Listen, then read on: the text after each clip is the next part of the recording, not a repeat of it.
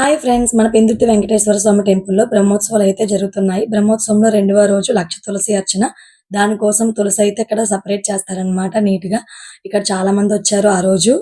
ఇక్కడ కొంతమంది తులసి తీస్తున్నారు. కొంతమంది మల్లెపూలు కూడా తీస్తారు. మల్లెపూలతో కూడా స్వామికి అర్చన అయితే జరిపిస్తారు. బ్రహ్మోత్సవాలు 5 డేస్ అయితే జరుగుతాయి. ఈ 5 డేస్ కూడా ఒక్కొక్క రోజు ఒక్కొక్క విశేషం అయితే ఉంటుంది.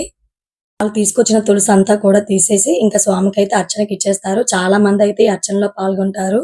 5 డేస్ కూడా మేము మిస్ అవ్వకుండా వెళ్ళడానికే ట్రై చేస్తాము. ఇంకా చాలా మందయితే వచ్చారు. వీడియో చూస్తున్న వాళ్ళు ఎవరైనా బ్రహ్మోత్సవంలో పాల్గొంటే తప్పకుండా కామెంట్ చేయండి. థర్డ్ డే వచ్చేసి స్వామికి కళ్యాణం. వీలైతే ఆ వీడియో కూడా పోస్ట్ చేస్తాను.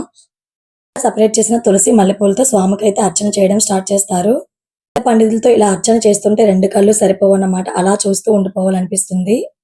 పూజ అంతా కంప్లీట్ అయిపోయాక అలా పూజ చేసిన తులసిని మనకైతే ఇస్తారు. అది మనం ఇంటికి తీసుకొచ్చి మనీ సేవ్ చేసుకున్న ప్లేస్‌లో పెట్టుకుంటే చాలా మంచిది.